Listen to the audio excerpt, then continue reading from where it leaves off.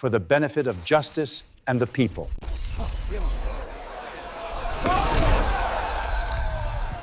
El olor a naftalina de los viejos papeles de su padre era un ancla que lo arrastraba al abismo. Álvaro lo respiraba a conciencia, un rito macabro que repetía cada 12 de octubre, el día que su mundo se había desintegrado. El ático en el que vivía, en un edificio centenario de la calle del Nuncio, en el corazón de la Latina, Madrid, se había convertido en un santuario para su dolor. Las vigas de madera crujían con el viento que se colaba por la ventana entreabierta, trayendo el murmullo distante de la ciudad, un contraste brutal con el silencio sepulcral que reinaba en su interior. Aquel día, el sol otoñal intentaba, sin éxito, calentar la fría piedra de los muros, pero Álvaro sentía el frío en los huesos, un frío que se había instalado en su alma hacía 15 años. Una notificación parpadeó en la pantalla de su vieja tableta, abandonada en una pila de periódicos amarillentos. Era una noticia menor, un breve de la sección de economía, que hablaba de la expansión de Solís Capital en el sector energético. Ricardo Solís. El nombre, un veneno gélido, le quemó la garganta. 15 años. 15 años, en los que Solís había construido un imperio sobre las cenizas de 15 años en los que Álvaro había esperado, rumiado y, finalmente, madurado una promesa silenciosa. La herida abierta, lejos de cicatrizar, se había ulcerado, convirtiéndose en una parte intrínseca de su ser. Recordaba la noche con una nitidez dolorosa. El olor a humo, no de fuego, sino de papeles quemados, de sueños calcinados.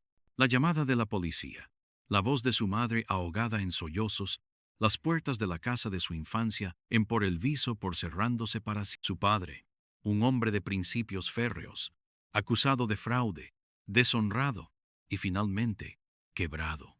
Se lo había tragado la cárcel, un infierno del que nunca regresó, muriendo de un ataque al corazón que Álvaro siempre supo que fue de vergüenza y desesperación.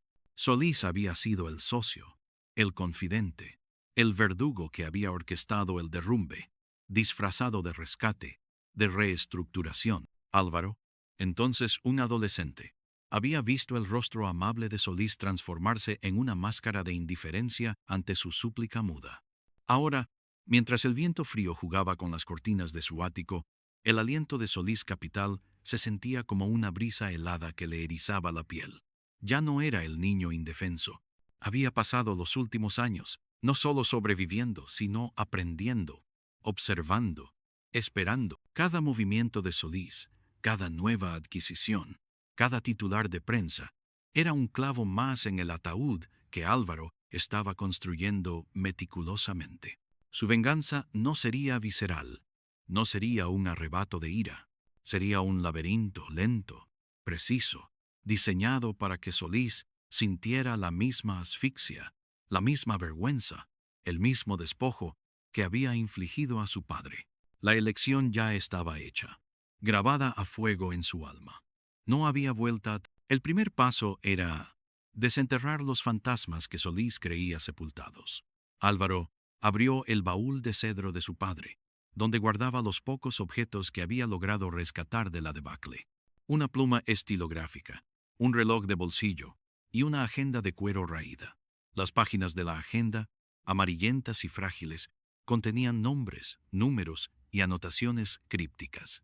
Entre ellos, un nombre resaltaba: Elías Ruiz, un antiguo investigador privado que había trabajado esporádicamente para su padre, famoso en el submundo de Madrid por su discreción y su habilidad para encontrar lo que nadie quería que fuera encontrado. La dirección en la agenda estaba borrosa, una calle en los márgenes de Usera. Álvaro cogió el metro, las vibraciones del convoy, un contrapunto a su pulso acelerado. Se bajó en Port Legazpi y desde allí caminó. El paisaje cambiaba drásticamente. Las calles estrechas y empedradas de la Latina dieron paso a avenidas más amplias, luego a un laberinto de naves industriales y edificios de viviendas humildes, muchos de ellos con grafiti descoloridos. La calle del río Júcar era un pasaje olvidado, flanqueado por viejos talleres mecánicos y almacenes con persianas metálicas oxidadas. Un fuerte olor a aceite quemado y humedad impregnaba el aire. Encontró el número 17, un edificio de ladrillo oscuro, con las ventanas tapiadas y una puerta metálica, corroída por el tiempo. No había timbre. Álvaro golpeó con el puño. Un sonido hueco, que se perdió en el silencio pesado de la tarde. Esperó. Unos minutos se estiraron en una eternidad. Cuando estaba a punto de rendirse, la puerta se abrió una rendija, y un ojo lo escrutó desde la oscuridad. ¿Qué quieres?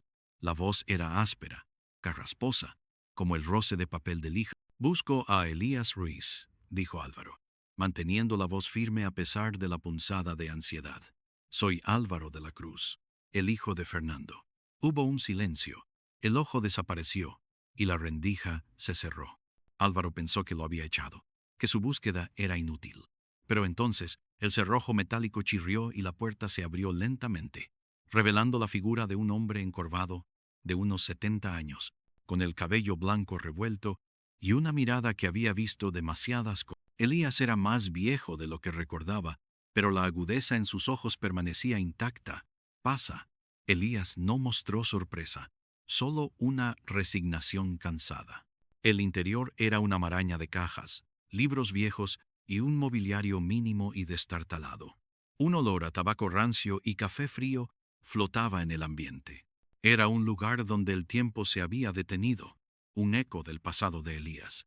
Una bombilla desnuda colgaba del techo, proyectando sombras alargadas y danzarinas. El ruido del tráfico distante era el único compañero. Se sentaron en sillas chirriantes frente a una mesa abarrotada de papeles y periódicos. Elías le ofreció un vaso de agua del grifo. «Sé por qué has venido», dijo Elías, su voz grave. «Solís, siempre supe que no se quedarían de brazos cruzados los buitres».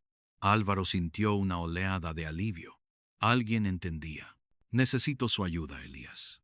Quiero saber la verdad, toda la verdad, y quiero que pague». Elías lo miró fijamente, sus ojos cansados pero penetrantes.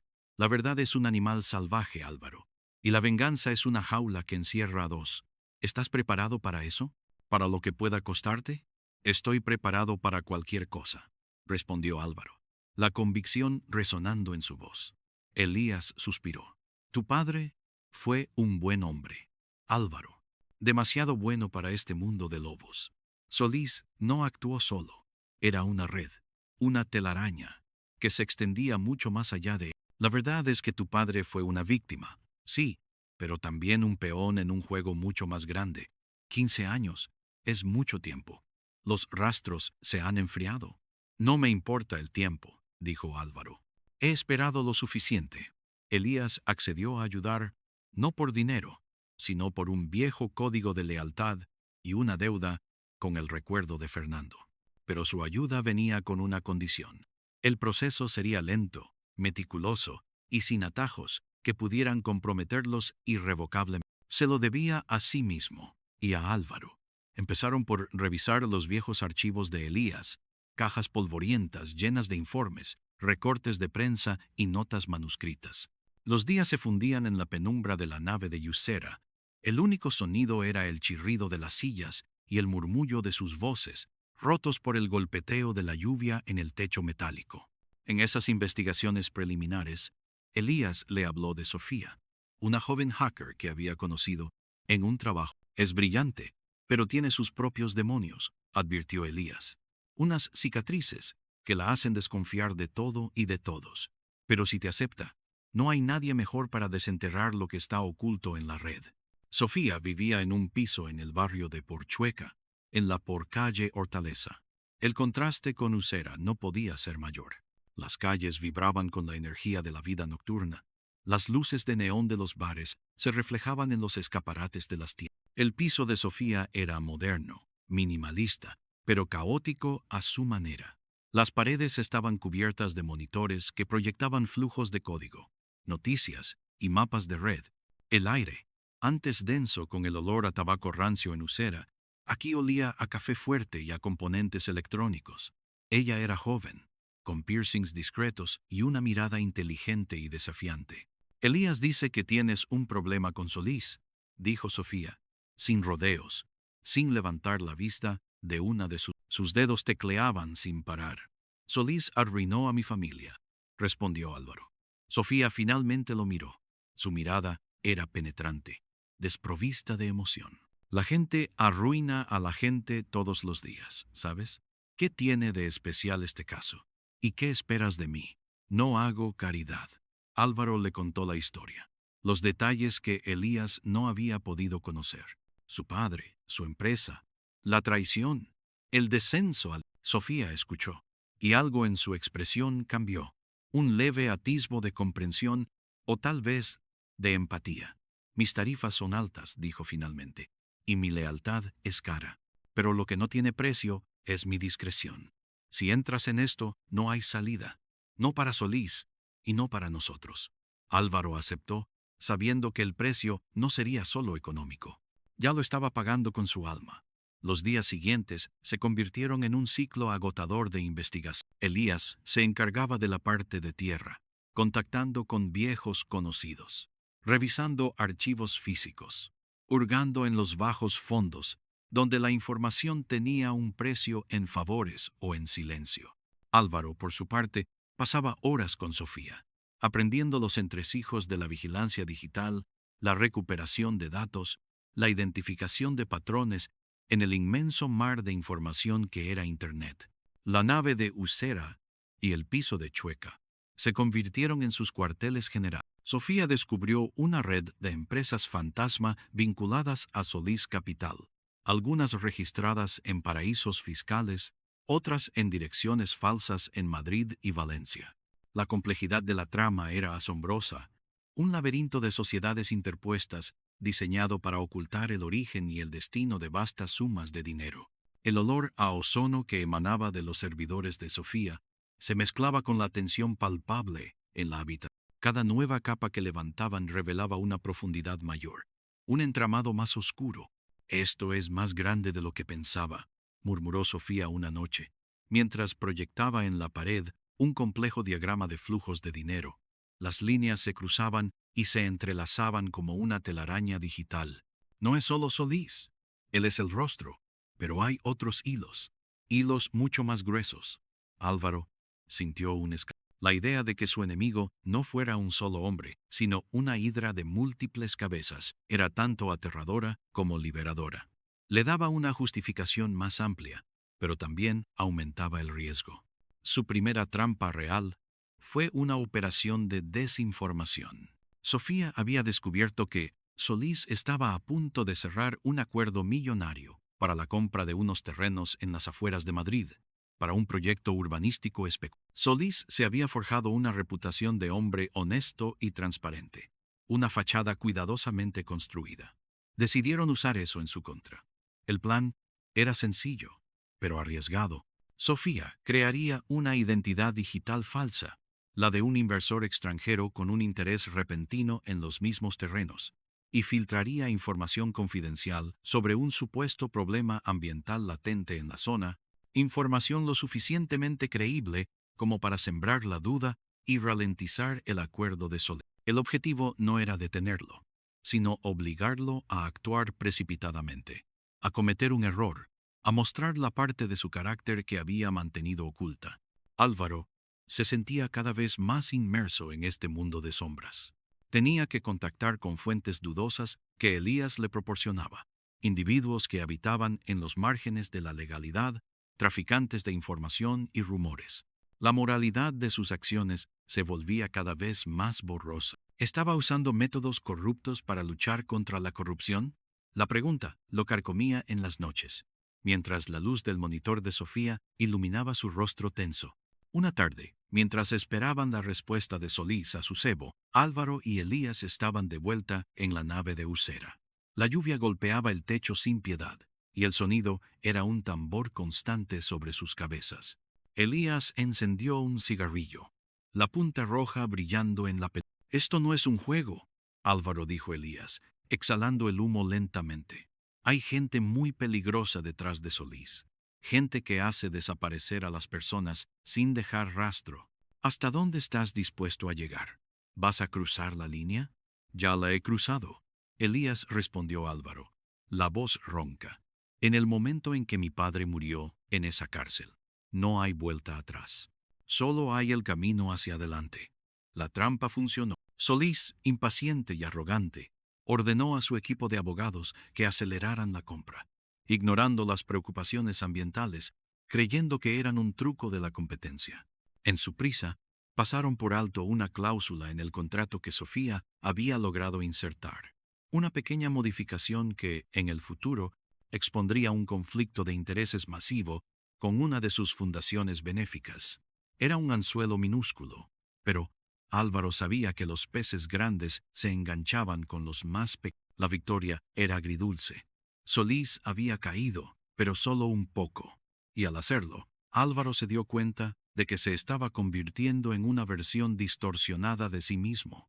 La sed de venganza, antes un motor, ahora era una cadena que lo ataba a la oscuridad. Elías lo miraba con una mezcla de preocupación y respeto.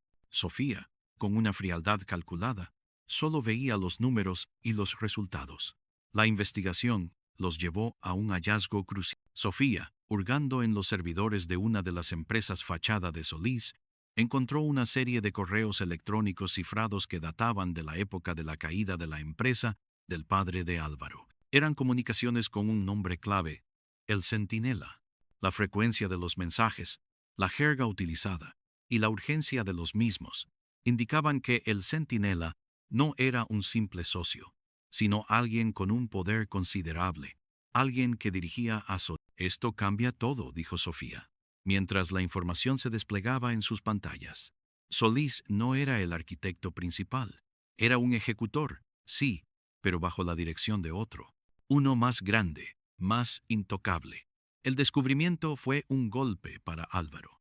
Durante años, Solís había sido el objetivo singular de su ira, el rostro del mal. Saber que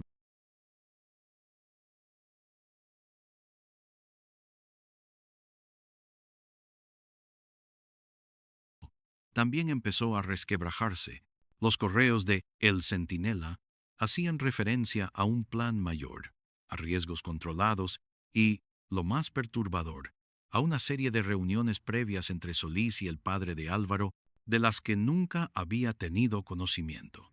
Reuniones en las que su padre, aparentemente, había estado al tanto de ciertas irregularidades, aunque se había negado a participar. Tu padre era honesto, Álvaro, dijo Elías, tratando de atenuar el golpe. Pero la honestidad no te protege de los depredadores. Y a veces, la gente buena se ve obligada a guardar silencio para proteger a los suyos. La verdad no era tan simple como el bien contra el mal.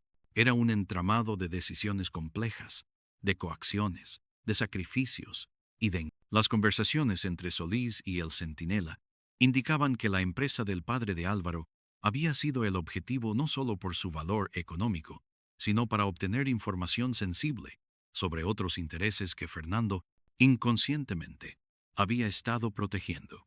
Su padre no había sido solo una víctima, había sido un obstáculo que debía ser eliminado, y Solís un medio. Estos correos apuntaban a una serie de transacciones sospechosas que habían tenido lugar en el porpuerto de Valencia por hace 15 años, justo antes del desastre. En ese entonces, el puerto era un hervidero de actividad económica, legal e ilegal, un punto neurálgico para el comercio internacional. La información era vaga, solo nombres de buques y fechas, pero era suficiente para Elías. Necesitamos ir a Valencia, dijo. Ahí encontraremos los cabos sueltos, las conexiones entre los peces grandes. Si tu padre se negó a cooperar, quizás tuvo algún contacto, dejó alguna pista en ese lugar.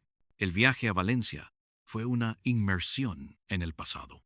El aire del Mediterráneo, cargado de salitre y humedad, era un contraste con la sequedad. Las grúas gigantes del porpuerto de Valencia se alzaban como esqueletos metálicos contra el cielo azul, y el ir y venir de los contenedores era un baile constante de hierro y acero. Se dirigieron a la Portmarina de Valencia, un área que había sido modernizada, pero que aún conservaba la esencia de su pasado portuario, con antiguos almacenes convertidos en restaurantes y locales. Elías tenía contactos en los viejos muelles, estibadores jubilados y pequeños comerciantes que recordaban los años dorados del puerto, cuando las transacciones se hacían a mano y la discreción era el bien más preciado. Se reunieron en un modesto bar cerca del muelle, donde el olor a pescado frito se mezclaba con el de la cerveza.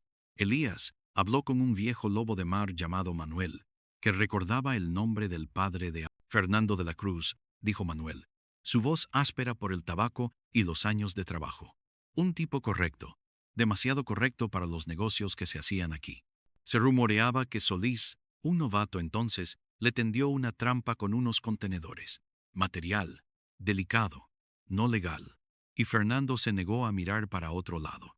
La historia de Manuel arrojó una luz brutal sobre la situación. Su padre no solo había sido incriminado, sino que se había negado a ceder ante la presión de introducir mercancías ilegales a través de su empresa. Solís, bajo la dirección de El Centinela, había aprovechado esta negativa para tender la trampa que lo destruiría. El plan mayor de El Centinela incluía el control de rutas de contrabando, y Fernando de la Cruz se había convertido en un estorbo.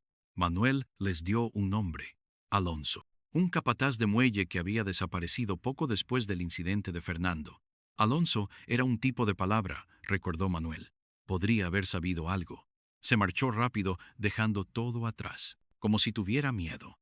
De vuelta en Madrid, la información de Valencia era el eslabón perdido. Sofía, con la nueva pista, investigó a Alonso y encontró un registro de un pequeño apartamento a su nombre en el distrito de Carabanchel, en la porcalle del General Ricard, un apartamento modesto que había estado deshabitado durante años. Álvaro, Elías y Sofía se dirigieron a Carabanchel. El edificio era una mole de hormigón, un reflejo de la arquitectura funcional de los años 60. El conserje, un hombre mayor y cotilla, les confirmó que Alonso había desaparecido sin dejar rastro hacía años, pero que el alquiler del apartamento se seguía pagando religiosamente desde una cuenta en Suiza. Un detalle que Sofía notó de inmediato. Forzaron la entrada al apartamento, un lugar detenido en el tiempo, cubierto por una fina capa de polvo. El olor a humedad y a abandono era abrumador. En un hueco oculto bajo una de las tablas del suelo, encontraron una caja metálica. Dentro, una libreta de notas, una serie de fotografías y un disco duro externo cifrado. La libreta de notas de Alonso era una revelación. En ella detallaba las operaciones de contrabando que Solís estaba organizando en el puerto bajo las órdenes de un individuo que identificaba solo como el jefe. Las fechas y los detalles coincidían con la época en que su padre había estado en problemas. Las fotografías mostraban a Solís reunido con figuras sombrías en el puerto, y, en una de ellas, aparecía también el padre de Álvaro, en una discusión acalorada con Solís, señalando un contenedor. Pero lo más impactante fue el disco. Sofía tardó días en descifrarlo, encerrada en su apartamento de Chueca, con la cara iluminada por el resplandor azul de la pantalla. Cuando finalmente lo logró, lo que encontraron fue demoledor. El disco contenía grabaciones de audio de reuniones entre Solís y el jefe. Y el jefe no era otro que Javier Serrano, un juez de la Audiencia Nacional, una figura intachable de la justicia española, que había presidido el tribunal que había juzgado a su... El descubrimiento fue un golpe devastador para Álvaro. El juez Serrano, el hombre que había condenado a su padre, era el centinela, el jefe. La verdad era infinitamente más compleja y cruel de lo que había imaginado. Su padre no había sido solo una víctima de un fraude empresarial, sino de una conspiración que involucraba a las más altas esferas de la justicia y el crimen organizado. Y peor aún, las grabaciones revelaban que el padre de Álvaro había estado al tanto de la corrupción y se había negado a cooperar, sabiendo que su vida y la de su familia corrían peligro. Había intentado reunir pruebas y Alonso lo había estado ayudando. Tu padre no solo era inocente, Álvaro, dijo Elías, su voz cargada de admiración y tristeza. Era un héroe. Intentó denunciar a un sistema corrupto. Por eso lo destruyeron. Y por eso Alonso tuvo que desaparecer. La revelación del juez Serrano como el centinela no solo desvelaba la verdadera magnitud de la conspiración, sino que también presentaba un dilema moral espantoso para Álvaro. La venganza contra Solís, aunque justificada, ya no era suficiente. El verdadero enemigo era una entidad mucho más grande, un cáncer que se había extendido por las instituciones. La rabia de Álvaro se transformó en una ira fría y calculada. La justicia que buscaba ya no era solo personal, era sistémica. La oficina del juez Serrano estaba en la por Audiencia Nacional, en la por calle Génova 10, un edificio imponente de piedra y cristal que representaba la majestad de la ley. Un lugar donde la verdad era supuestamente discernida, pero donde, en su caso, había sido enterrada bajo capas de corrupción y engaño. El contraste entre la fachada de justicia y la podredumbre interna era una bofetada. Sofía, utilizando las grabaciones y la información de la libreta de Alonso, comenzó a construir un caso irrefutable. La meticulosidad de Alonso, al documentar las actividades ilegales del puerto, unida a la frialdad de las conversaciones grabadas entre Solís y el juez Serrano, pintaba un cuadro horripilante. Había transacciones de blanqueo de dinero, tráfico de influencias e incluso un caso de coacción y amenaza a testigos. Todo ello orquestado desde las sombras por el juez. Esto no es solo la ruina de tu padre, Álvaro, dijo Sofía una noche, mientras los monitores parpadeaban con las pruebas. El aire en su apartamento.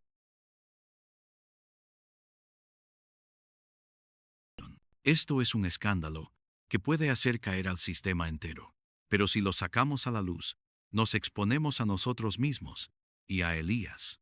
La magnitud de lo que tenían entre manos era abrumadora. Exponer al juez Serrano significaba enfrentarse a un poder inmenso, a una red de contactos y de protección que Solís ni siquiera podía soñar con tener. La venganza personal de Álvaro se había convertido en una cruzada por la justicia, con riesgos que iban mucho más allá de su propia vida. Necesitamos un plan para exponerlos, no para vengarnos a la antigua, dijo Elías, su voz grave y pensativa. Mientras se encontraban de nuevo en la nave de Usera, el único lugar donde se sentían seguros. Elías había envejecido visiblemente con la tensión de las últimas semanas, pero su mente se mantenía tan aguda como siempre. Si intentamos un enfrentamiento directo, nos aplastarán.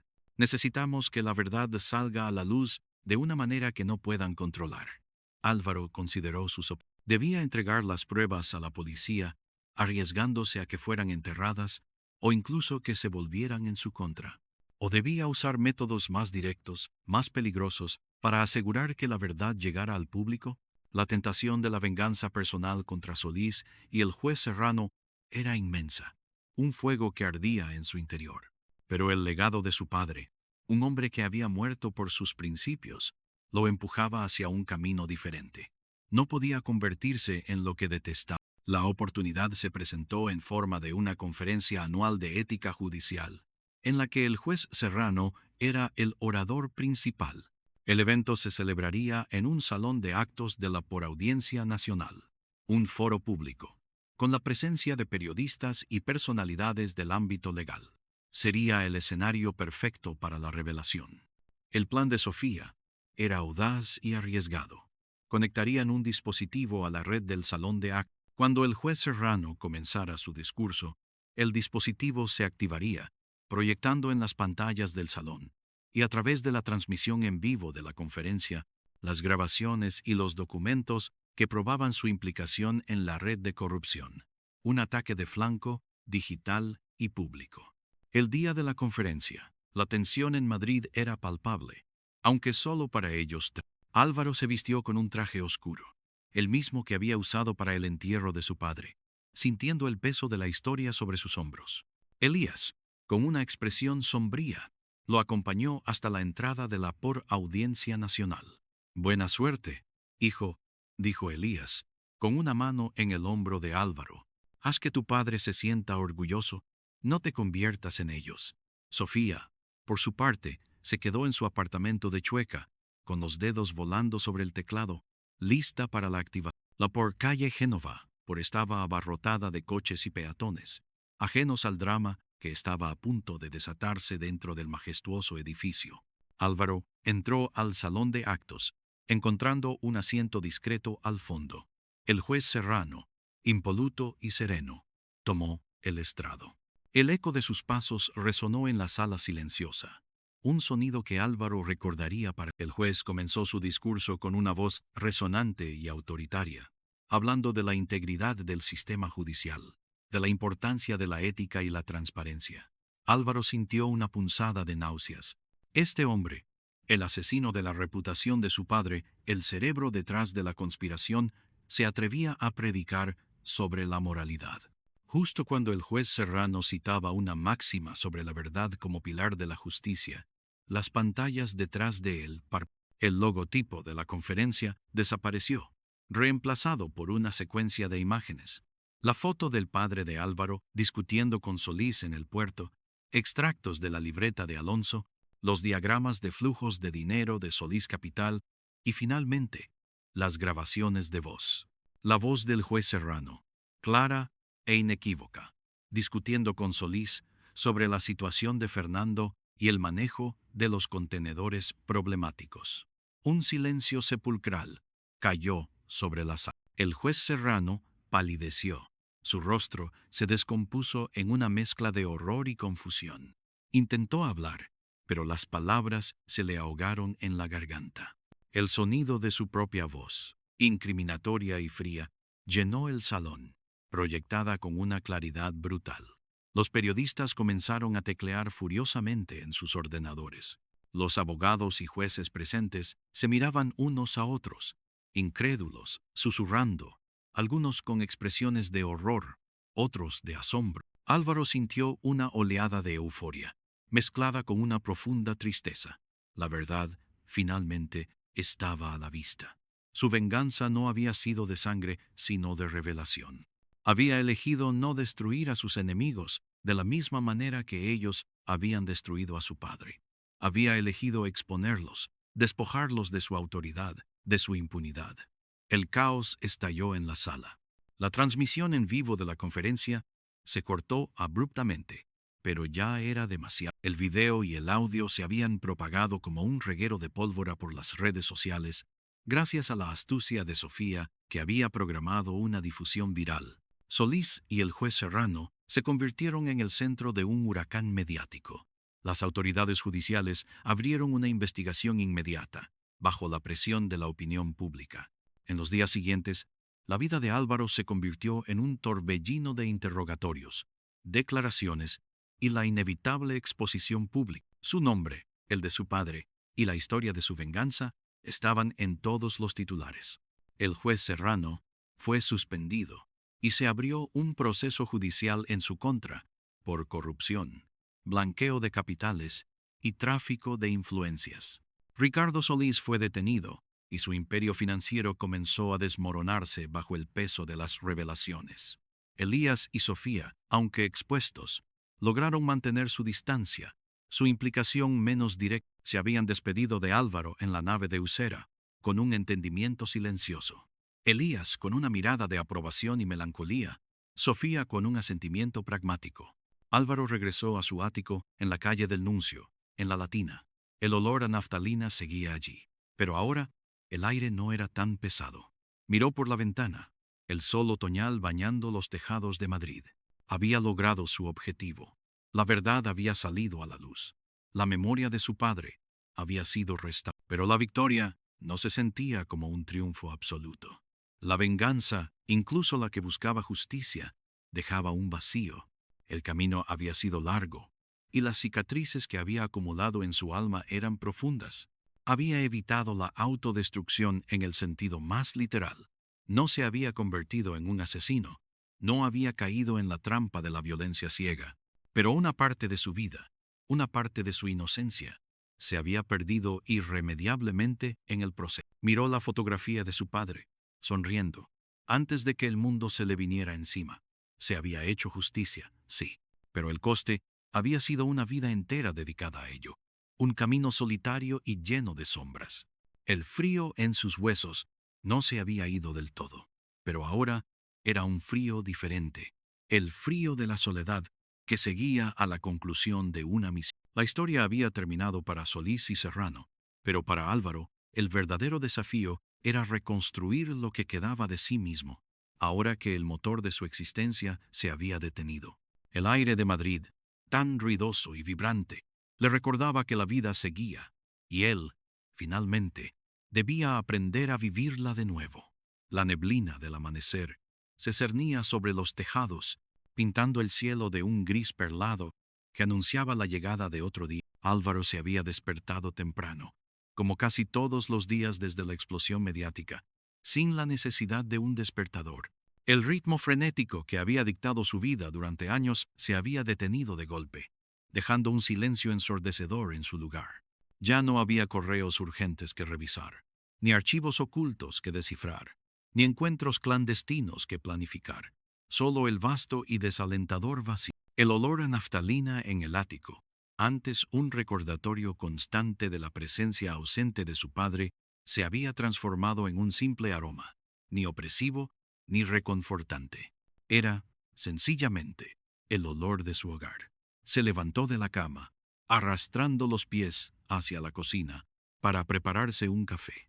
La rutina, antes una molestia, ahora se antojaba como un ancla en la deriva de su existencia. Cada pequeño acto, calentar el agua, moler el grano, servir la humeante bebida, era una minúscula victoria sobre la inercia que amenazaba con devorarlo. Se sentó junto a la ventana, observando el despertar de la ciudad.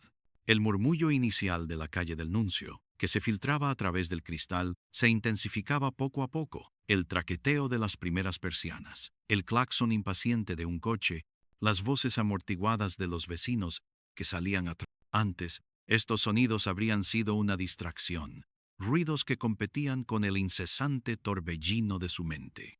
Ahora, eran una sinfonía de la vida que seguía su curso, ajena a su propio estancamiento. Los primeros días habían sido una vorágine de atención no deseada. Periodistas apostados en la puerta del edificio, llamadas de números desconocidos, solicitudes de entrevistas que ignoró sistemáticamente.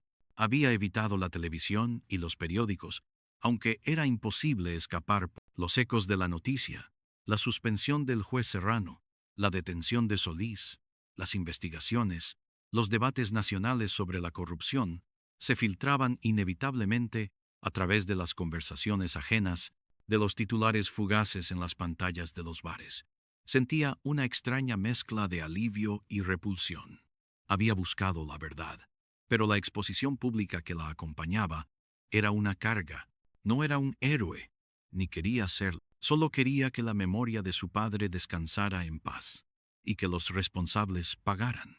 Había recibido un par de llamadas de su tía abuela, la hermana de su abuela materna, una mujer pragmática que vivía en un pueblo de Extremadura y que, a pesar de la distancia y el temperamento austero, siempre había mantenido un ojo vigilante sobre él. Sus palabras fueron escuetas, pero llenas de una preocupación genuina. Álvaro, ¿estás bien? No hagas tonterías. Ya pasó lo que... Ahora a seguir adelante. Ella, que había vivido la posguerra y la escasez, entendía de supervivencia y de cerrar heridas. Su consejo, aunque parco, resonaba en él. Pero, ¿cómo se seguía adelante cuando el camino había desaparecido? El café se enfrió en sus manos, mientras la contemplación se convertía en una meditación forzada sobre el vacío. La victoria había dejado una resaca, la adrenalina. El propósito que había impulsado cada una de sus células se había evaporado, dejando atrás una languidez agotadora. Se sentía como un barco que, tras una tormenta feroz, había llegado a puerto, pero sin tripulación, sin carga, sin destino. La venganza no había llenado el agujero que la pérdida de su padre había dejado. Solo lo había rodeado de nuevas cicatrices. El frío en sus huesos persistía, no el helado terror de la persecución, sino la punzante soledad del propósito cumplido. Decidió que no podía seguir así. El primer paso para reconstruir sería simplemente salir, bajar a la calle, mezclarse con la gente, sentir el pulso de la ciudad que tanto amaba, y sin embargo, tampoco había habitado realmente durante los últimos años. Se vistió con ropa sencilla, buscando pasar desapercibido. Descendió las escaleras del ático, el sonido de sus pasos solitarios rompiendo el silencio del viejo edificio. Al llegar a la calle del Nuncio, el aire fresco y vivificante del otoño madrileño lo envolvió. Los colores rojizos y ocres de las hojas en los árboles contrastaban con el azul intenso del cielo, un cuadro vibrante que le recordaba la belleza inherente a la vida, incluso en medio de su propia melancolía. Caminó sin rumbo fijo, dejando que sus pies lo guiaran por las estrechas y empedradas calles de la Latina. La gente iba y venía, enfrascada en sus propias vidas, sus conversaciones, sus compras. Un anciano con boina leía el periódico en un banco. Una pareja joven reía, mientras empujaba un cochecito. El aroma a churros recién hechos flotaba desde una chocolatería cercana. Era la vida normal, la que había aparcado a un lado. Pasó junto a la Basílica de San Francisco el Grande, su imponente cúpula elevándose majestuosamente hacia el cielo. Antes, la habría admirado por su arquitectura, su historia. Ahora, la miró con una especie de vacío existencial, preguntándose sobre la fe, sobre el propósito que las grandes construcciones conferían a la humanidad. ¿Era él tan solo un edificio sin cimientos, esperando derrumbarse? Rechazó el pensamiento, sintiendo un leve mareo. Necesitaba anclarse. Llegó a la Plaza de la Paja, un rincón de calma en el bullicio de Madrid. Se sentó en un banco de piedra, observando a un grupo de niños jugar a la pelota. Sus risas cristalinas, ajenas a cualquier dolor o intriga, eran un bálsamo para su alma atribulada.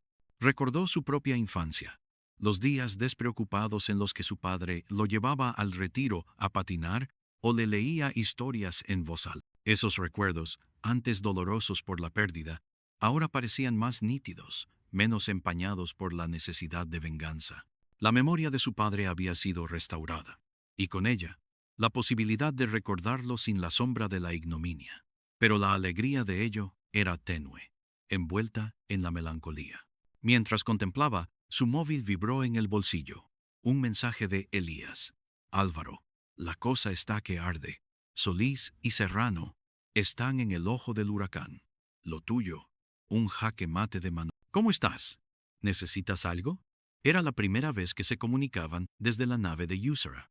Elías, el hacker pragmático y observador, mantenía su distancia, pero el mensaje transmitía una preocupación velada. Álvaro dudó en responder. ¿Cómo estaba? La pregunta era demasiado compleja para un mensaje de texto. No necesitaba nada material, pero ¿qué decir de su espíritu? Dejó el mensaje sin contestar por el... No se sentía preparado para una conversación que inevitablemente lo llevaría de vuelta al torbellino que acababa de escapar. Los días se transformaron en semanas. Álvaro intentaba establecer una nueva rutina, una nueva normalidad que no incluyera el miedo ni la intriga. Caminaba largas distancias, descubriendo rincones de Madrid que nunca había explorado con la calma necesaria. Pasaba horas en librerías de viejo en la Cuesta de Moyano, hojeando volúmenes de historia y filosofía, buscando respuestas en las palabras de otros, o al menos un escape temporal de sus propios pensamientos. Se había matriculado en un curso de fotografía en un centro cultural de barrio, atraído por la idea de capturar la belleza del mundo a través de un objetivo, de reenfocar su mirada hacia algo más allá de la cámara. Una vieja réflex que su padre le había regalado cuando era un adolescente se convirtió en su nueva compañera. Al principio, sus fotografías eran sombrías, paisajes urbanos solitarios, reflejos distorsionados en charcos, detalles melancólicos de la vida cotidiana. Pero a medida que pasaban las semanas, y con la guía amable de su profesor, un fotógrafo jubilado llamado Ernesto, con una barba blanca y ojos chispeantes, Álvaro empezó a verla. Aprendió a jugar con las sombras, a encontrar la belleza en los contrastes, a capturar la esencia de la vida en movimiento. Se sorprendió a sí mismo, riendo durante una clase, o sintiendo una punzada de satisfacción al lograr la toma perfecta de un rayo de sol, filtrándose a través de las hojas de un árbol en el Parque del Retiro. Ernesto, un hombre sabio y de pocas palabras, notó la transformación silenciosa de Álvaro. Nunca preguntó directamente sobre su pasado, pero sus comentarios sobre la luz y la sombra, sobre la composición y la perspectiva, parecían tener una doble lectura, una aplicación a la vida más allá de la fotografía. La luz siempre encuentra un camino, Álvaro le dijo un día, mientras revisaban sus trabajos, y a veces la sombra es necesaria para que la luz sea aún más brillante. No temas a la oscuridad, úsala. Álvaro asintió. las palabras resonando. La oscuridad, en efecto, había sido una herramienta, pero ahora era tiempo de buscar la luz. Las noticias sobre el juicio de Serrano y Solís seguían apareciendo, aunque con menos intensidad. Solís, en prisión preventiva, veía cómo su imperio se desmoronaba. Sus abogados intentaban desesperadamente desvincularlo de las grabaciones de voz, argumentando manipulación y coacción, pero la solidez de las pruebas presentadas por Álvaro era increíble. El juez Serrano, bajo arresto domiciliario y suspendido de todas sus funciones, se enfrentaba a la vergüenza pública y a un proceso judicial que prometía ser largo y doloroso. Los cargos eran graves: cohecho, tráfico de influencias, blanqueo de capitales, prevaricación. La fiscalía no iba a escatimar esfuerzos. Álvaro seguía el proceso con una distancia clínica, casi como si estuviera observando una obra. Ya no sentía la euforia ardiente de la victoria, ni la furia que lo había impulsado. Solo una fría satisfacción de que la justicia, aunque tardía y dolorosa, se estaba abriendo paso. El nombre de su padre era reivindicado con cada noticia, cada titular, que destapaba una nueva capa de la corrupción.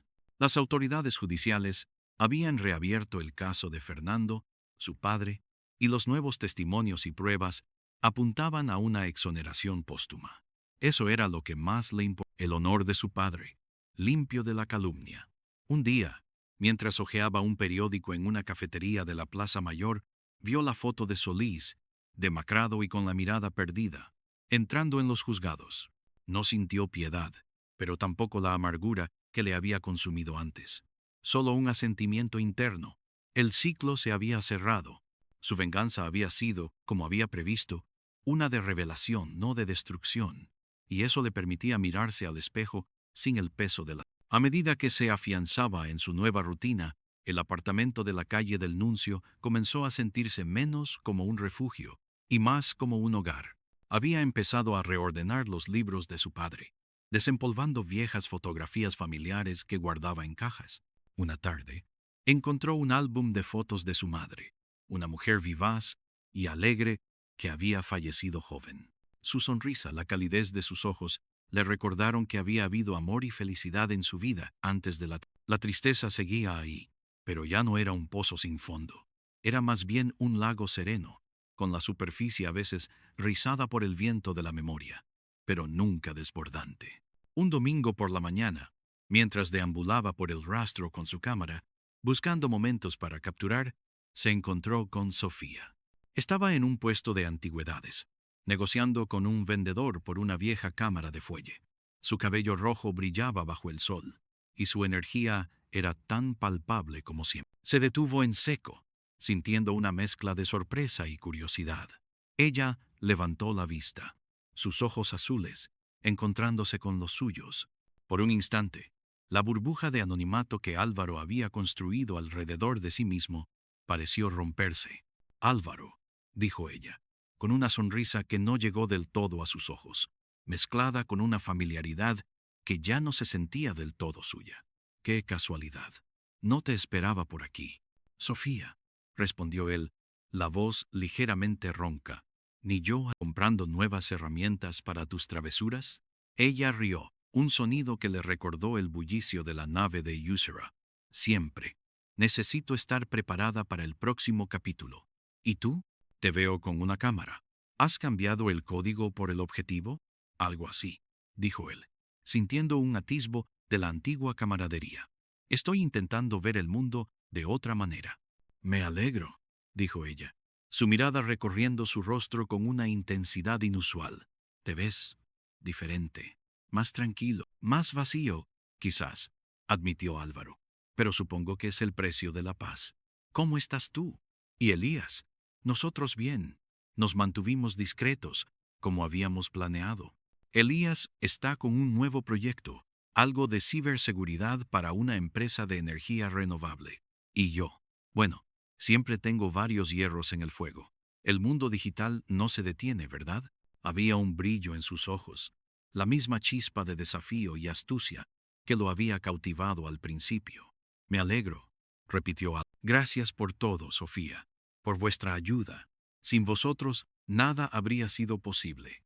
«No hay de qué», dijo ella, moviendo una mano con desdén. Fue un buen desafío y una buena causa. La verdad siempre encuentra su camino. Hubo un silencio incómodo, cargado de memorias compartidas, de la intensidad de los días pasados. La gente pasaba a su alrededor, el ruido del rastro los envolvía. ¿Te gustaría tomar un café?, preguntó Álvaro, casi sorprendiéndose a sí mismo. No estaba seguro de querer revivir el pasado, pero tampoco quería rechazar la conexión. Sofía lo miró, y por un momento sus ojos azules parecieron transparentes, revelando una capa de vulnerabilidad que rara vez mostraba. Sabes, lo he pensado, pero creo que es mejor así. Nuestro capítulo juntos se cerró con el éxito. Necesitas un nuevo comienzo, y nosotros también. Reabrir las heridas, aunque sean de victoria, no siempre es la mejor idea. Álvaro asintió, comprendiendo. Tenía razón. A veces, para seguir adelante, era necesario dejar el pasado en el pasado, incluso a las personas que te ayudaron a superarlo. Entiendo, dijo él. Una punzada de tristeza mezclada con resignación. Cuídate, Sofía. Y tú, Álvaro, encuentra tu nueva luz. Ella le dio una última sonrisa, de despedida, y se perdió entre la multitud. Una ráfaga de cabello rojo y determinación. La conversación con Sofía, aunque breve, le dejó una extraña sensación de cierre. Era como la confirmación de que la etapa anterior de su vida había llegado a su fin definitivo. No más conspiraciones, no más sombras, solo el camino por delante, desconocido y, en parte, solitario. Los meses pasaron. El invierno madrileño se instaló, cubriendo la ciudad con un manto de frío y cielos plomizos. Álvaro siguió con sus clases de fotografía, sus paseos, sus lecturas. Empezó a visitar el Museo del Prado con regularidad, encontrando consuelo en la majestuosidad de Velázquez y Goya, en la atemporalidad del arte. La belleza lo envolvía, ofreciéndole una perspectiva más amplia sobre la condición humana, sobre la resiliencia y la creatividad. Los lienzos, antes meros objetos de admiración estética, ahora le hablaban de emociones profundas, de historias de triunfo y tragedia, de la capacidad del espíritu humano para trascender el sufrimiento. Una tarde, mientras observaba las meninas, sintió una punzada de algo parecido a la paz. La complejidad de la escena, la interacción de las miradas, la luz que se filtraba desde la ventana, todo ello formaba un conjunto armonioso. Comprendió que la vida, al igual que una obra de arte, era un tapiz de luces y sombras, de momentos de claridad y de misterio. Su propia vida, aunque marcada por la oscuridad de la venganza, también tenía sus destellos de belleza, sus momentos de conexión, su búsqueda de la verdad. El caso de su padre, Fernando, finalmente llegó a una resolución oficial. La investigación reabierta había confirmado la conspiración, la manipulación de pruebas y la falsedad de las acusaciones iniciales. Su nombre fue póstumamente rehabilitado. Se emitió una disculpa pública por parte del Ministerio de Justicia, un gesto simbólico que, sin embargo, significó un mundo para Álvaro. La mancha en el honor de su padre había sido borrada. Leyó la noticia en el periódico con una calma inusual. No hubo lágrimas ni gritos de júbilo, solo un profundo suspiro de alivio, como si un peso milenario se le hubiera quitado de encima. Se permitió una pequeña sonrisa. «Lo logramos, papá», susurró al aire, sintiendo la presencia de su padre no como una carga, sino como un recuerdo cálido y orgulloso. Aunque su pasado como analista de datos y su habilidad para desentrañar redes complejas de información seguían siendo evidentes, Álvaro no sentía el impulso de volver a ese mundo. No quería trabajar para ninguna corporación, ni sumergirse de nuevo en el laberinto de números y algoritmos. Su experiencia le había dado una profunda desconfianza hacia los sistemas de poder, y no deseaba ser una pieza más en ese engranaje.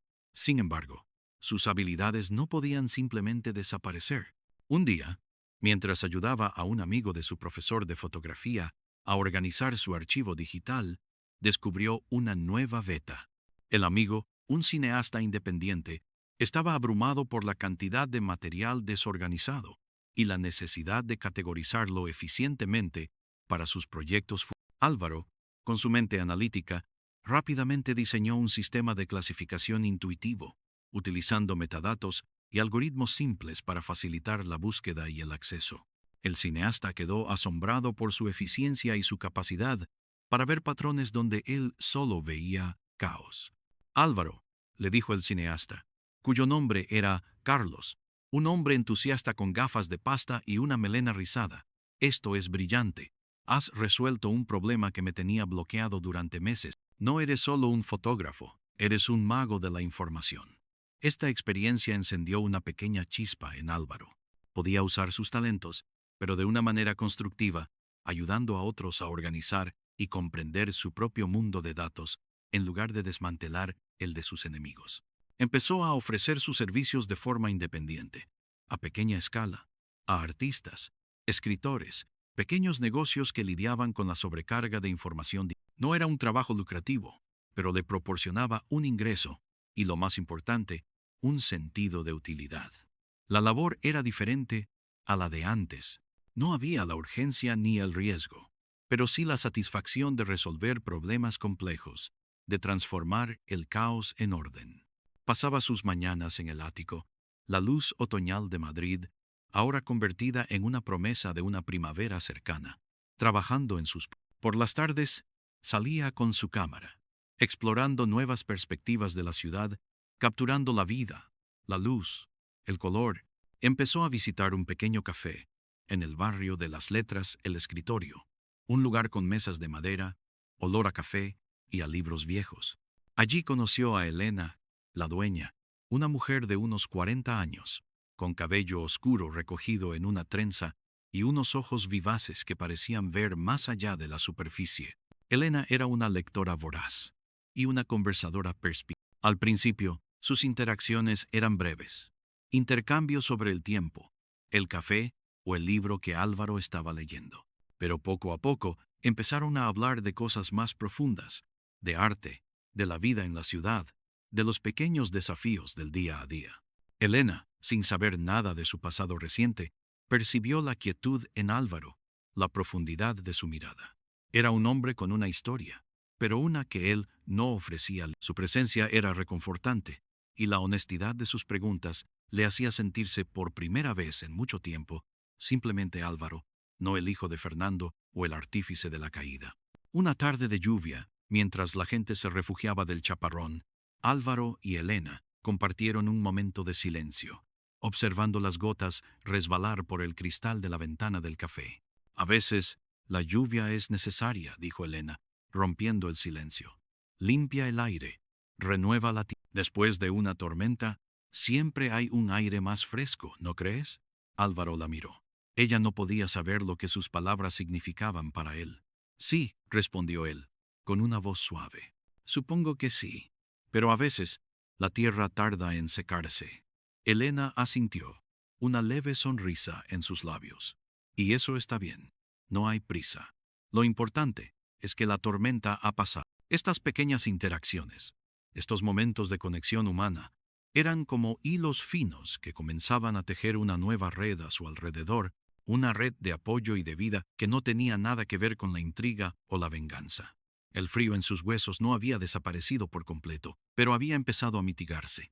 La soledad no era ya un abismo, sino un espacio más manejable, un lienzo sobre el que podía empezar a pintar su propia existencia. Comenzó a pensar en el futuro no como una continuación forzada de un pasado doloroso, sino como un terreno fértil para la creación. Tal vez viajaría, tal vez escribiría, tal vez seguiría con la fotografía de forma más profesional. Las posibilidades eran infinitas, y por primera vez en mucho tiempo no sentía un pánico abrumador ante ellas. Sentía una especie de curiosidad, una apertura. La calle del Nuncio, su ático, Madrid, todo parecía haber cambiado a su alrededor. O quizás era él quien había cambiado la forma de mirarlo. El bullicio de la ciudad, antes un eco lejano de una vida ajena, ahora le hablaba con más claridad. La vida seguía, sí, y él, por fin, estaba aprendiendo a vivirla de nuevo. No era el Álvaro de antes de la conspiración, ni el Álvaro consumido por la venganza. Era un Álvaro diferente, marcado por las cicatrices, pero también forjado por la resiliencia, con una nueva perspectiva sobre la justicia, la verdad y, sobre todo, sobre la importancia de la propia paz. El sol de una nueva primavera asomaba ya por los tejados de Madrid, prometiendo días más largos y cálidos. Álvaro se levantó de la silla de la ventana, su café ya terminó. Hoy saldría con su cámara, no para buscar sombras, sino para capturar los primeros brotes de la nueva estación, la luz renovada, la promesa de la vida que renacía. Y por primera vez en mucho tiempo, el frío en sus huesos no era de soledad, sino el de la expectativa, una expectativa serena, pero real. Había superado el vacío y estaba listo para la siguiente página. La historia de la venganza había terminado, pero su propia historia, la de su reconstrucción, apenas comenzó. Los pasos que daba ahora no eran pasos hacia adelante para encontrar al enemigo, sino pasos hacia sí mismo, para encontrarse de nuevo. Y eso, sentía, era el verdadero triunfo. Ya no había un motor rugiendo en su interior, sino una suave brisa, un aliento pausado. La presión había desaparecido, dejando una ligereza inusual, casi sorprendente. La búsqueda incesante que lo había definido, que había moldeado cada una de sus decisiones, se había disipado como la niebla matutina, revelando un paisaje que, aunque familiar, se sentía enteramente nuevo. Su mente, antes un torbellino de cálculos y estrategias, ahora encontraba placer en la quietud, en la observación de los detalles más pequeños. El patrón de las baldosas en un pasillo antiguo, el juego de luces y sombras en un patio interior, la textura de una pared desgastada. Empezó a experimentar con la cocina. Nunca había sido aficionado a las artes culinarias, considerando la comida como un mero combustible para el cuerpo. Pero ahora, el acto de elegir ingredientes frescos en el mercado de la cebada, de picar verduras con precisión, de experimentar con especias y sabores, se convirtió en una forma de meditación. Descubrió el placer de crear algo tangible, de nutrirse a sí mismo de una manera más. Preparar una paella o un cocido madrileño no era solo una cuestión de alimentación. Era una forma de arraigarse, de participar en la vida, de disfrutar del presente. Sus conversaciones con Elena en el escritorio se hicieron más frecuentes y más profundas. Hablaban de libros, de arte, de las complejidades de la existencia humana. Elena, con su mirada perspicaz, a veces lanzaba comentarios que lo hacían reflexionar. Una tarde, mientras discutían sobre la naturaleza del dolor y la sanación, ella le dijo: «La memoria es como el mar, Álvaro. A veces está en calma, a veces hay tormenta. No podemos detener las olas, pero podemos aprender a navegar». Álvaro, que había intentado reprimir y luego revivir con furia sus recuerdos, entendió que el camino era la aceptación, no de olvidar, sino de integrar el pasado sin que lo definiera por completo. Un proyecto fotográfico comenzó a tomar forma en su mente. Quería capturar la resiliencia de Madrid, la forma en que la ciudad, a pesar de sus traumas históricos y sus constantes transformaciones, siempre renacía, siempre encontraba la luz. Sus imágenes buscaban la belleza en lo olvidado, la esperanza en los rincones cotidianos, la persistencia de la vida en medio de la vorágine urbana. Las calles, los parques, los mercados, las caras de la gente, todo era parte de esta narrativa de superación. Era una forma de terapia, una manera de expresar su propia historia de reconstrucción a través del objetivo de su cámara. El profesor Ernesto, al ver la evolución de su trabajo, lo animó a exponer. «Tus fotos tienen alma, Álvaro. Cuentan una historia, y es una historia que muchos necesitan escuchar». La idea de la exposición, al principio abrumadora por la posible atención pública, poco a poco se volvió atractiva. No sería una exposición sobre su venganza, sino sobre la vida, sobre la capacidad de encontrar la luz después de la oscuridad. Sería su forma de compartir, no el dolor, sino la lección aprendida. A pesar de esta nueva apertura, Álvaro seguía siendo cauteloso. La confianza no se recuperaba de la noche a la mañana, pero la rigidez de su aislamiento se había suavizado. Empezó a intercambiar correos electrónicos con Elías de vez en cuando, ya no sobre asuntos de conspiración, sino sobre avances tecnológicos o proyectos interesantes que habían visto. Las respuestas de Elías eran breves, pero cordiales, manteniendo ese equilibrio de distancia y apoyo. De Sofía no había vuelto a saber, pero sabía que, en su propio universo, ella seguiría desafiando los límites y el sistema a su manera. Había un respeto mutuo, una comprensión tácita de que cada uno había encontrado su propio camino post-conspiración. La primavera llegó con todo su esplendor a Madrid. Los parques se llenaron de vida, los árboles florecieron, y el sol bañaba la ciudad con una luz dorada y cálida. Álvaro se sentía diferente. El frío en sus huesos se había transformado en un calor interior, no ardiente, sino suave y constante. Ya no era un hombre movido por el rencor, sino por la curiosidad, por la búsqueda de la belleza, por el deseo de construir. Un domingo por la mañana decidió visitar la tumba de su padre. No había ido desde el día de la exhumación, antes de que comenzara su misión. El cementerio de la Almudena estaba tranquilo, salpicado de flores frescas. Se detuvo ante la lápida de Fernando. Las palabras Fernando Ruiz siempre en nuestra memoria se leían claras, y el nombre de su padre ahora llevaba consigo la dignidad que le había sido arrebatada. Se quedó un rato en silencio, las manos metidas en los bolsillos. No había lágrimas, solo una profunda gratitud. «Lo hicimos, papá», susurró, su voz casi inaudible en la vasta quietud del lugar. «Tu nombre está limpio, y yo estoy aprendiendo a vivir de nuevo». El sol de la mañana se posó sobre la lápida, y Álvaro sintió una calidez reconfortante. Era una calidez que no venía de una victoria amarga, sino de una paz ganada con esfuerzo. La venganza había sido un viaje necesario, un medio para un fin, pero el verdadero viaje, el de la autodescubrimiento y la reconstrucción, era el que ahora se atrevía a emprender. Dejó una flor silvestre sobre la lápida, un pequeño gesto de renovación y esperanza. Cuando regresó a su ático, el olor a naftalina casi había desaparecido, reemplazado por el aroma del café que acababa de preparar y de la luz de la primavera que entraba por la ventana. Miró por última vez la fotografía de su padre, su sonrisa ahora desprovista de cualquier sombra de dolor, solo un recuerdo de amor. La historia de su venganza había sido un capítulo intenso y oscuro, pero ahora estaba, y la historia de su vida, con todos sus colores, luces y sombras, se abría ante él, esperando ser escrita, paso a paso, con cada respiración, con cada imagen capturada, con cada nueva conexión. El motor de su existencia, antes alimentado por la furia, ahora encontraba su combustible en la simple y poderosa promesa de un nuevo amanecer. Y Madrid, ruidoso y vibrante, seguía siendo testigo de su renacimiento. Un renacimiento silencioso, pero profundo. El proceso de desprenderse de las últimas capas de su pasado le exigió una profunda honestidad consigo mismo. Había pasado tanto tiempo operando desde las sombras, ocultando sus verdaderas intenciones, que la transparencia se sentía extraña, casi incómoda.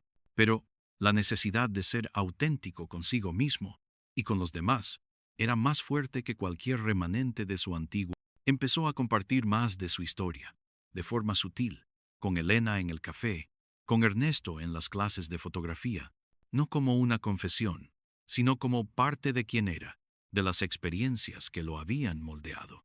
La vulnerabilidad era una fortaleza, no una debilidad, una lección que había tardado. Un día, mientras hojeaba un viejo cuaderno de su padre, que había encontrado entre sus cosas, topó con una página llena de esbozos y notas sobre un proyecto de diseño industrial que nunca llegó a ver la luz. Era un concepto innovador para un sistema de energía renovable, adelantado a su tiempo. Álvaro, con su mente analítica y su reciente incursión en la organización de datos, vio el potencial dormido en esas ideas. La pasión de su padre por la innovación, por un futuro más sostenible, resonó en él. Tal vez, pensó, su verdadera misión no era solo limpiar el nombre de su padre, sino también continuar su legado de una manera positiva y constructiva. No se trataba de revivir el pasado, sino de dar vida a una visión que su padre no pudo completar. Empezó a investigar, a leer sobre energía renovable, sobre diseño sostenible. Se dio cuenta de que sus habilidades para la investigación y el análisis, tan agudizadas durante su búsqueda de venganza, podían ser empleadas para el bien común. Podría ser un consultor, un facilitador para proyectos que realmente marcaran una diferencia. El mundo de la corrupción y las redes oscuras le había enseñado a ver la estructura, la interconexión de las cosas, la importancia de los detalles. Ahora podía aplicar ese conocimiento a la creación. Esta nueva dirección no vino con la misma intensidad febril de su anterior misión. Era un interés más sereno, una curiosidad impulsada por el respeto y la admiración hacia su padre, y por un deseo genuino de contribuir. Se dio cuenta de que no necesitaba la adrenalina del peligro para sentirse vivo. La satisfacción de aprender, de crear, de conectar con ideas que pudieran beneficiar a otros, era suficiente. Había descubierto una nueva forma de propósito, una que no venía del rencor, sino de la esperanza.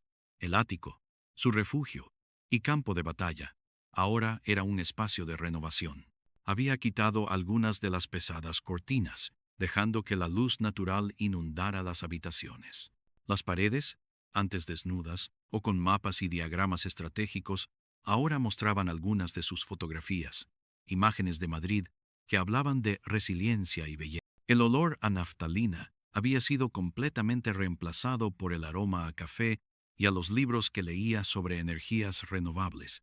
Álvaro, el vengador solitario, se transformaba lentamente en Álvaro, el constructor, no de imperios financieros ni de complejas redes de información clandestina, sino de algo más duradero y significativo, una vida con propósito, cimentada en la integridad y la esperanza. Las cicatrices en su alma no habían desaparecido, eran parte de él, recordatorios silenciosos del camino recorrido, pero ya no eran heridas abiertas, eran marcas de batalla, que lo hacían más fuerte, más sabio, más humano. Y en el ruidoso y vibrante aire de Madrid, finalmente, aprendía a escuchar no el eco de su pasado, sino la melodía de su futuro, una melodía que era, por primera vez, suya, para componer. El día de la inauguración de su exposición de fotografía, Madrid, Luces y Sombras de la Resiliencia, llegó con un sol brillante de finales de primavera. La pequeña galería, en un rincón del barrio de las Letras, se llenó de amigos, conocidos y curiosos. Ernesto, su profesor, estaba allí con una sonrisa orgullosa. Elena, con un vestido elegante que acentuaba su figura, le ofreció una copa de vino y una mirada cálida de Álvaro. Por primera vez en mucho tiempo, no se sentía expuesto de una manera negativa, sino celebrado por algo que había creado con sus propias manos y su propia visión. Mientras la gente observaba sus fotografías, escuchaba sus comentarios sobre la luz y la sombra en la ciudad, sobre cómo la belleza se encontraba en los lugares menos esperados, se dio cuenta de que había encontrado una nueva. No era la voz silenciosa del hacker, ni la voz resonante de la verdad que había proyectado en las pantallas del juez Serrano. Era su propia voz, la de un artista, la de un hombre que había aprendido a ver la vida con una profundidad diferente. Entre la multitud vio a Carlos, el cineasta, que le felicitaba efusivamente por el sistema de archivo que le había ayudado a crear. Un pequeño éxito que se sumaba a este. La conversación fluía a su alrededor, llena de aprecio por su... Nadie preguntó directamente sobre su pasado. Algunos quizás lo sabían por los periódicos, pero la atmósfera era de respeto por su presente, por el hombre que se presentaba ante ellos. Se sentía ligero, liberado. La necesidad de justificar su existencia, de probarse a sí mismo, se había disipado. Estaba aquí, presente, vivo, y eso era suficiente. La exposición, más allá de ser un logro artístico, era un hito en su proceso de curación. Más tarde, cuando la galería se vació y solo quedaron Ernesto y Elena, Álvaro sintió una oleada de gratitud. Gracias, dijo, su voz cargada de emoción. Gracias a los dos.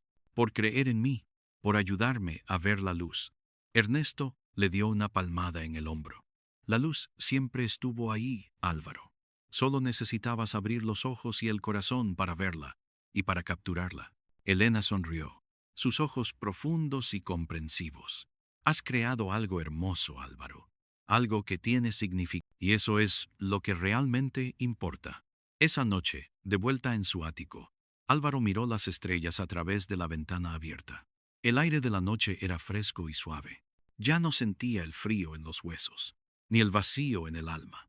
Había un nuevo motor en su vida, no impulsado por la venganza, sino por la creatividad, por la conexión, por la esperanza.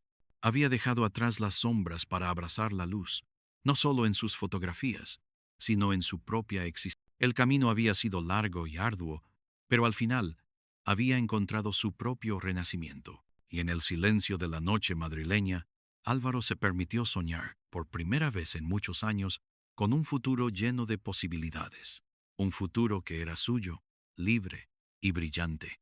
La historia de su padre había sido reivindicada, y la suya, la de Álvaro, había comenzado a florecer, no como un epílogo doloroso, sino como un nuevo y vibrante